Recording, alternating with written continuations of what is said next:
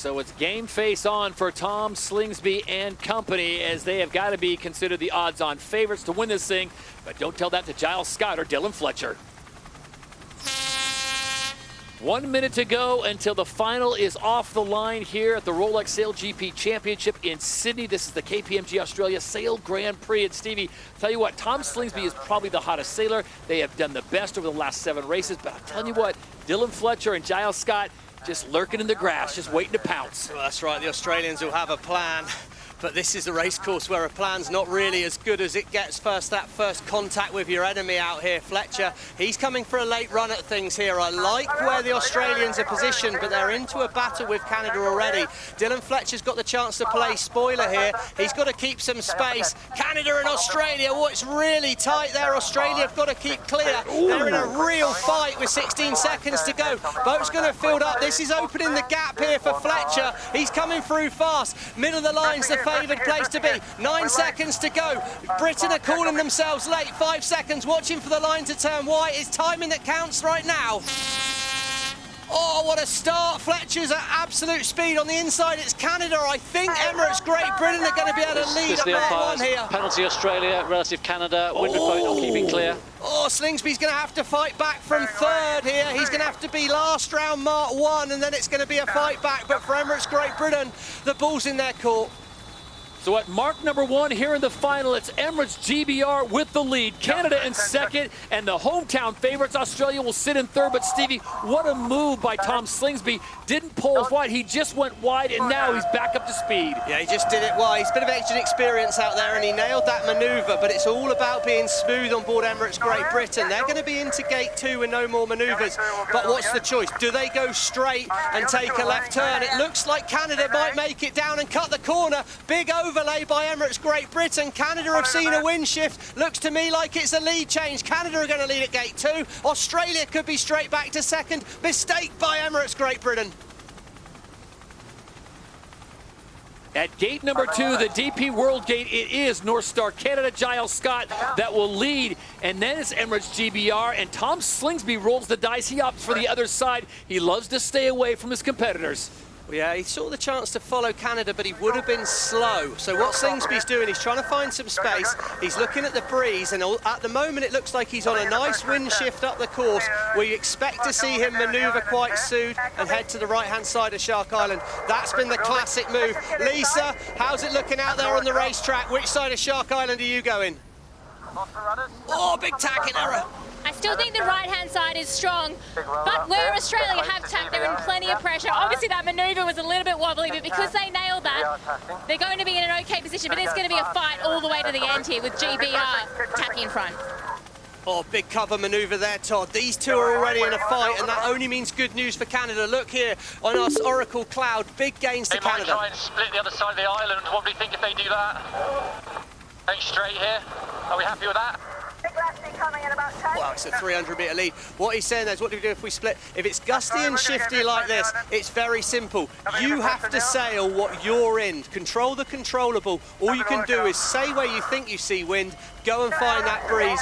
If Australia gets lucky on the left-hand side of Shark Island, so be it. Do what you think right, Giles. Well, Giles Scott and NorthStar Canada had to fight their way into that final, getting past Denmark. He's conferring with Annie Hager, Paul Campbell-James to see exactly where they're going to go. And there it is. Stevie referred to it as a roundabout. Shark Island right in the middle of the course. And Canada is out in front by more than 150 meters.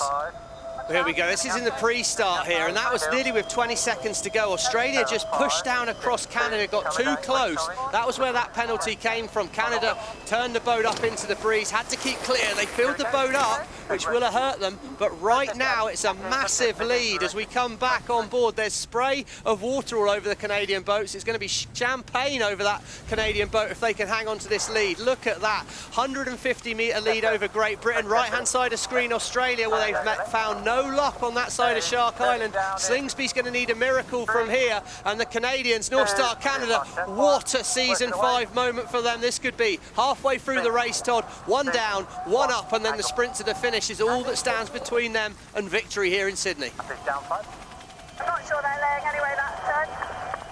No.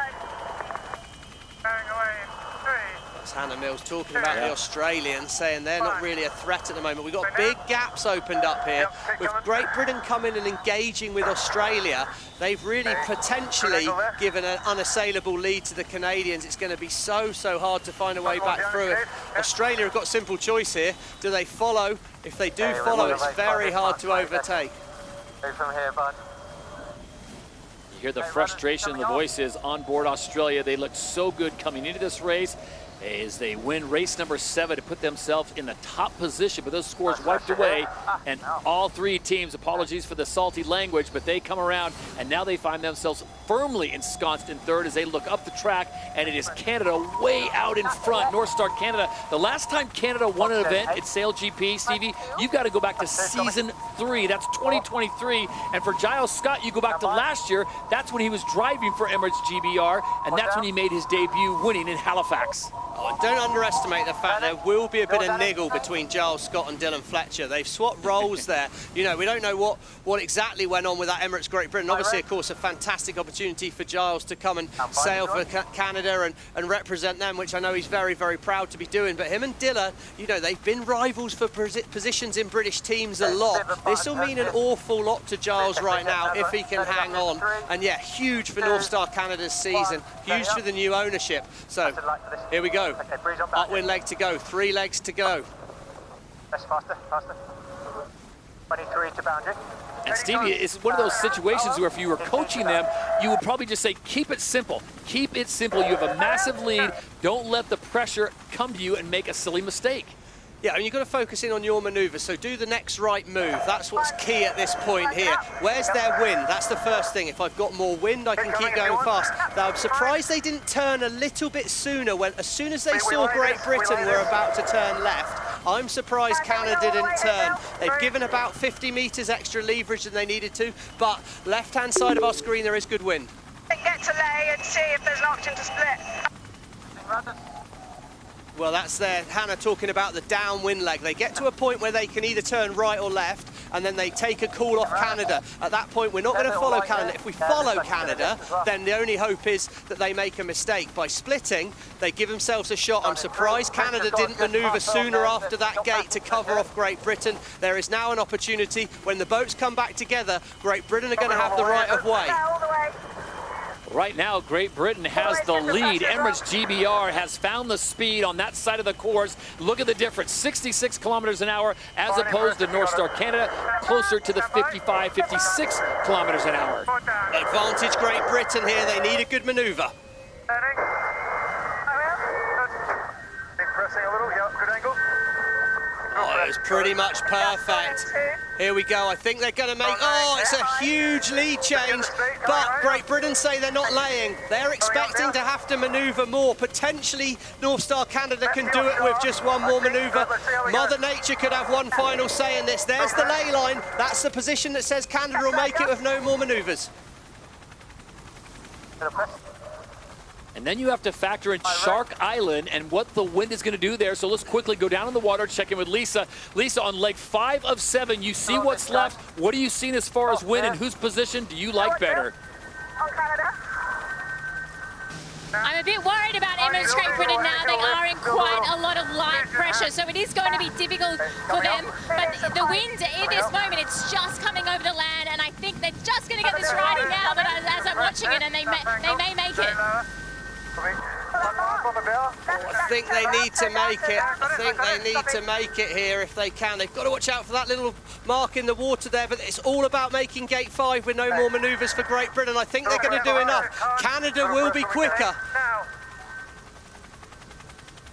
Look at the gap that Australia has closed. Don't count them out just yet as they come in. Look at the speed differences, and it is Emirates GBR right now out in front. All to gain here, guys. Nothing to lose. Let's go for it. Oh, I love the attitude. Right of way is with Great Britain. They are allowed to do a couple of manoeuvres if they need to, but they've got to keep the speed. I think they're going to be okay. They've crept round ahead of him. Huge moment. Can they re-accelerate? I think they can. They're just one turn away here. Purely about a minute's racing left. I don't see what Canada can do from here. 6-second lead, that's all it is, and they will make their way up to mark number 6. Can they hold on to that lead? Dylan Fletcher and company, they've got the lead. Here come the speed, though. Look at Dylan, look at Giles Scott. They're starting to pick up a little speed. Potentially 2 more manoeuvres. It looks like it's hard to get there. First to move Canada, that's a good call. Force extra manoeuvres into the British boat. Try and force the error. No errors so far. Send it fast. 2 more manoeuvres for both boats. Right. Rolling away. Rolling away, mate. We'll get there. Oh, I think the British are going to try and make it with no more manoeuvres. Turn to finish. Oh, Hannah Mills there, calm voice. Good time for a calm voice that was. Well, Giles Scott, you saw what he was trying to do there, Stevie. He rolled the dice. It didn't come up Yahtzee for him. And just like that, the smallest of margins, it is Hannah Mills and Dylan Fletcher that get around that final mark. And now it is a straight shot to glory land. Emirates GBR, they've been in the final for the last 2 events, and they make the 3rd final in a row. And the Emirates winning moment goes to Emirates GBR. They take the win in Sydney. That was some race. And they set it up at the bottom, didn't they? Get to ley line, and let's see if we get the chance to split. They certainly did, and have some of that indeed. That's 3 podiums from 3 starts for Dylan Fletcher on his comeback to SailGP. What a performance. Tough pill to swallow for Australia. And it's a tough one for Australia. The winners of the last event in Auckland, New Zealand. They came here, Stevie, looked so good on practice day. They looked great on day number 1, looked great on day number 2, and it came down to that last race. Got entangled with Emirates GBR. And Tom Slingsby is not happy. He is still having words about what Chief Umpire Craig Mitchell doled out to them just before they got to mark number 1. Yeah, well, it was just because I think the penalty came on so late, so he didn't have the opportunity to get rid of the penalty as early as he'd like to. But, of course, it comes down to meters. Right-hand side there, Sir Ben Ainsley. He'll love watching that. Great for Emirates, Great Britain. It is Emirates GBR that reigns supreme in Sydney. Let's go. Yeah.